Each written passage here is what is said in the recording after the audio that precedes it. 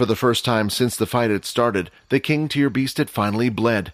Just when Fex felt like all was lost, a strange green energy of light came out and plunged into the beast's upper body, although Fex was unaware of what had happened.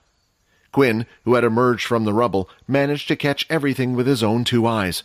Quinn was still injured, his wounds were worse than usual, and even with the use of the blood bank, his body would take a while to heal. He had used the blood bank completely, and it was empty. It had brought him up to 62 of 80 of his HP. Healing this much would allow him to continue in the fight. He also had the flask that was given to him by Fex, but looking out how badly Fex was injured, he hesitated using it. He was debating whether the blood in the flask should be used on Fex instead.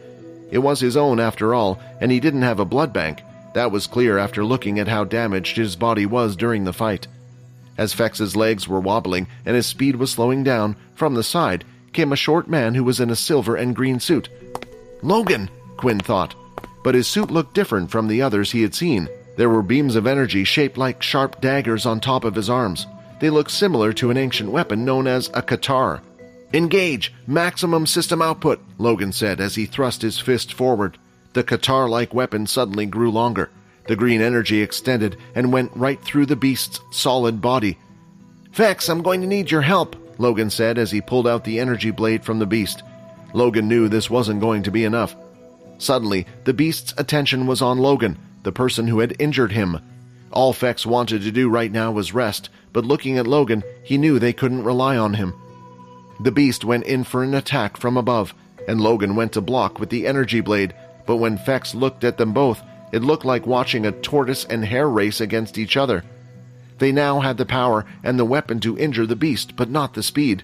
Logan was too slow. Seeing this, using his last bit of energy, Fex pivoted and shifted himself using all his strength to dash forward.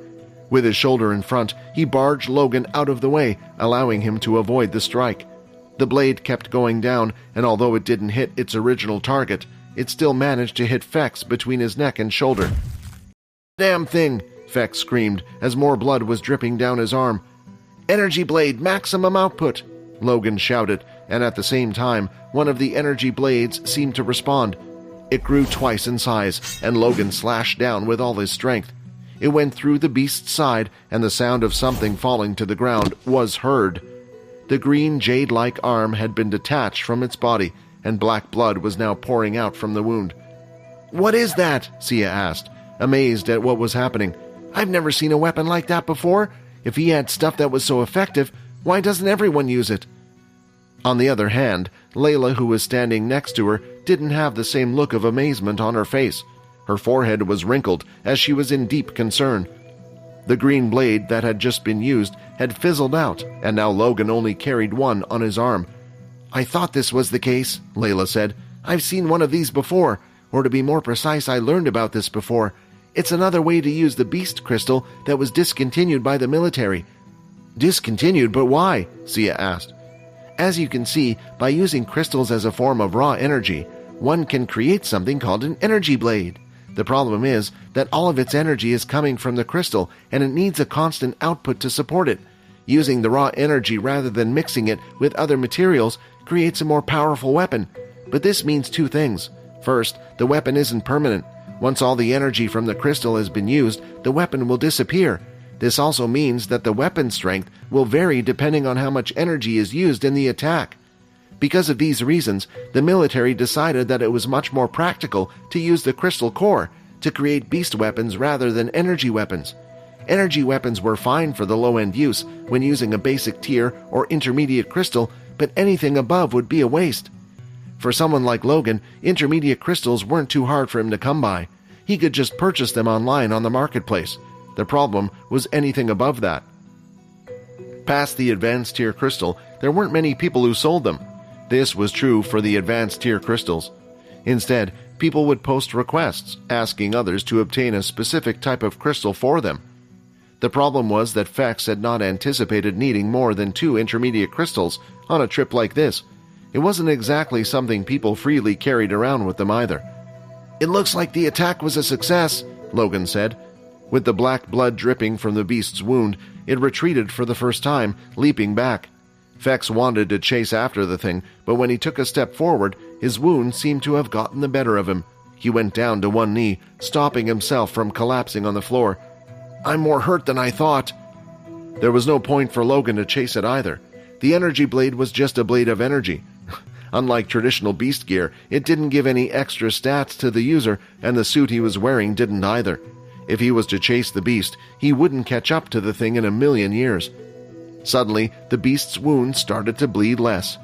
It looked like some vine-like structures were starting to cover over the wound. Next, from the wound, a little stump was starting to grow. "Am I imagining things, or is that thing getting smaller?" Layla asked, still looking from the side of the street. "You're right," Peter replied, his hand still hovering over his stomach. At the same time, he was looking at Sia in a slightly different way. "I never got an order not to hurt her today, right?" Peter thought. The group wasn't imagining things. As the stump started to grow, it looked like it was forming another hand. At the same time, the beast was getting smaller in size, as if he was taking his mass from one area and placing it in another. When it was all done, the beast once again had two bladed limbs that shined like jade. Only now, it was roughly the same height as a regular human. "Looks like we're going to have to go for round 2, Fex groaned out as he lifted himself off the ground. He knew that without his help, Logan wouldn't be able to do much.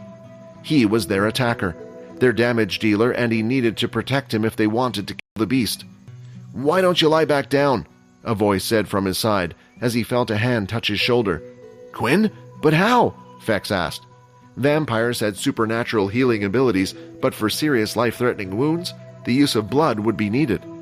If the wound was bad but not life-threatening, they would eventually heal up but get hungry in the process. But what was strange about Quinn was how quick he had healed. Did he use the flask?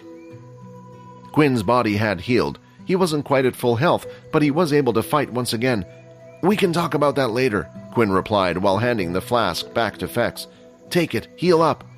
"I guess my guess was wrong," Fex thought. It was tempting for Fex, but in the end, he refused again. "No, Quinn, not to be rude, but you're too slow to go against something like this, and there might be another way for us to get out of this mess if I don't use it. You keep it." What Fex had said was correct. Quinn knew that with his speed, he would hit left and right by the beast. His shadow was strong, but not quick enough to catch up. "Don't worry about that," Quinn said as he walked forward. "Are you sure you would like to add all 6 points to agility?" "Points added. 26 plus 4 agility." Before trying to hand over the flask to Fex, Quinn had taken a tiny drop of blood, giving him 1 more point in agility. Then, using the remaining points from leveling up, he decided to put everything in one area. Hi, Quinn here. Wondering what happens next? If you want to jump the queue and unleash all episodes, click on the link here and install the Pocket FM app.